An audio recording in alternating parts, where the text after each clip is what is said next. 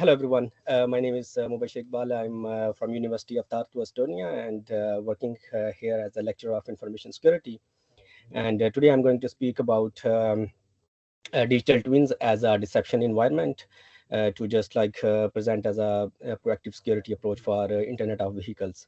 And this is a research which is already published, and I have provided the link on this slide as well. And this work is done with my colleagues, Sabah Suhail. She is from Queen's University Belfast, and Raimundas Makulevicius. He is from University of Tartu. As we know, like internet, sorry, Internet of Vehicles, connected vehicles are emerging, and day by day we see like on our roads, they are like becoming a reality. And as we know that like Internet of Vehicles enables real-time data sharing and traffic management, and they also help us to build like more autonomous driving capabilities, as well as helps in enhancing transportation services. They are heavily equipped with the Internet of Things, and they have different type of sensors and roadside infrastructures that helps them to communicate with the vehicle to vehicle communication, or we can call it like a vehicle to infrastructure communication, or vehicle to pedestrian communication. So these type of communications are assisted by using these type of Internet of Things and sensors and road infrastructures. So as if you like our connected vehicles are emerging, but along with that there are various security attacks are also becoming more prominent. So there are like two interesting security attacks, for instance like a Jeep Cherokee remote hijacking attack, and there was a Toyota RAV4 the controller area network injection attack. So by the attackers, like by doing these attacks, they got the control of the vehicle, and then they were doing the maneuvers, or performing the action, performing different type of actions within the vehicle. So the driver lost the control because of these type of attacks. So as we see, like uh, we need like more proactive solutions that can help us to overcome these security challenges within connected vehicles, and help us to build more secure connected vehicles and the driving experiences. So there are like some techniques which are already available. For instance, like here I'm going to speak about today deception. So yeah, there are like some deception techniques, for instance like we heard many times like honeypots, honey nets, or decoys, which are the systems that build to intentionally mislead the attackers. So for instance, like they lure the attackers, they got is like based on some like decoys, or some baiting techniques. They lure the attackers to these compromised scenarios or compromised systems to gather some actionable intelligence. For instance, like what type of techniques, tactics uh, attacker is using, and what type of vulnerabilities they are exploiting, as well as what type of data or what type of operations they are interested to perform within these compromised scenarios. So okay, now the question is like, if these things are already exist, then what is the problem? So problem is that like the current these deception solutions, for instance like honeypots or honey nets, they have like limited interaction capabilities, as well as they are lacking realism to closely mimic the real system. So they are not realistic as compared to the real system, so the attacker can easily understand after like some time. So he's interacting with the honeypot, not actually, not with the actual system. So he can like leave without any giving us any actionable intelligence on his actions. Also honeypots are complex and lack scalability. For instance, like if we are speaking about Internet of Vehicle based like dense and dynamic environment, then honeypots are not very scalable to that use case. Also, there are challenges to analyze large volumes of generated data in real time, as well as there are a few other challenges are observed, for instance, like insecure communication, data integrity, which is specifically related to the actionable intelligence which is gathered on the attacker, which is of course like important for the organization to understand what type of security countermeasures they can implement in their system, as well as there are different traceability challenges. So in accordance with that, we built a deceptive twin framework, which is using a digital twin as a deception environment, and we also integrated blockchain to help to build secure communication as well as to mitigate the data integrity challenges within the deception environment. So this is how the deception framework looks like. It is compromises on 6 different layers. I will quickly go one by one to the each layer. So first layer is like crafting the trap.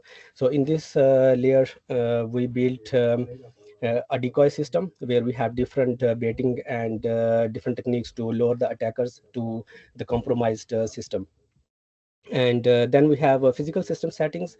There we have some like physical processes which are like working, and they have maybe like have the reference high fidelity digital twins which may be like connected with the physical systems. So and the next stage is like deception environment settings. Here is the main concept of like uh, presenting this the deceptive twin, for instance, like the modeling of deception environment, as well as the execution and the revision strategies which we implemented here. So as we see, like in the deception modeling, we have some deception elements. These deception elements are like fake uh, data streams, documents, credentials, or we can call it like some services or operations which we have built in the deception environment to just like mislead the attacker, like he's actually interacting with the real system, because he's performing all those sort of actions which can he perform in the real system. And there is like a deception adopter. He take those deception settings, and then he feed into the low fidelity digital twins which are instantiated from the high fidelity digital twins. And this fidelity digital twins um, go to the simulation stage, where the simulation of different operations and actions are happening, and the communications also are happening in there. And attackers can also intercept those communications or those type of operations to just like interrupt uh, um, uh, the operations of the system. And then there is a wise deceptions strategy which is of course like building like enhancing the deception environment. And we have different monitoring and tracking techniques to gather the actionable intelligence on the attacker footprints, and then storing that in our blockchain environment. And we have analysis and reporting phase where we build the attacker profile, and this attacker profile includes the reporting and visualizations showing different threat intelligence techniques which attacker has conducted. And blockchain integration specifically done for storing the attacker profile as well as the threat intelligence. But along with that, we have stored different other information that helps to maintain the integrity of the build framework. Uh, yeah.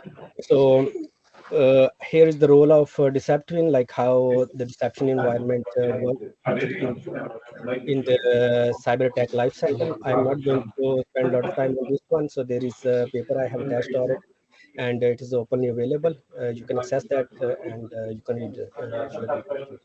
But this is showing like how deception is working in the cyber attack life cycle.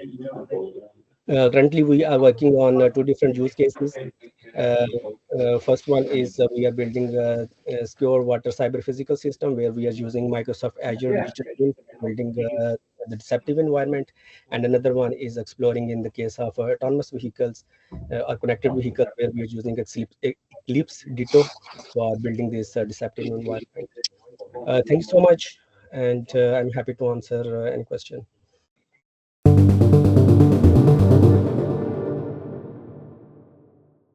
Mubashar, next question for yourself is really interesting approach.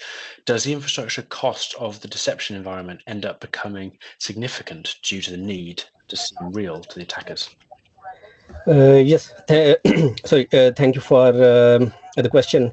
Yes, no doubt it is comes in our mind as well once we were building the digital twin based deception system. And it is true, the infrastructure cost is rising, and but if you see that. Uh, if we compare like the cost with the fidelity, then it's up to the organization, like how much fidelity they are going to include in the deception environment. So more fidelity, more cost. So this is how currently it's associated. But yeah, we build the system on like a small scale, and we have like not much fidelity in the deception environment. So the currently the cost is not much, but again, what I'm saying that like cost is depends on how much fidelity or how much realism we have in the deception environment. Perfect. Thank you. A linked question, what are the potential limitations or risks of using deception in digital twins? Yes, thank you.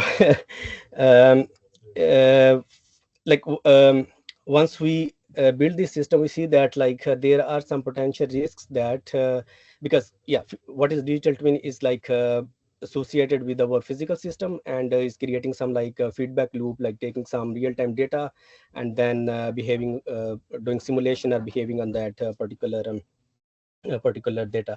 So we observe that there are possibilities where attacker can from digital twins can come to our real system or physical system. So we use like some approaches. For instance, like we created like high fidelity digital twin to intercept or to protect our physical systems. And if let's say like attacker can go from our low fidelity digital twin to the high fidelity digital twin, he will not able to get to the physical system. But yeah, there are chances like attackers can go to the physical system from digital twins.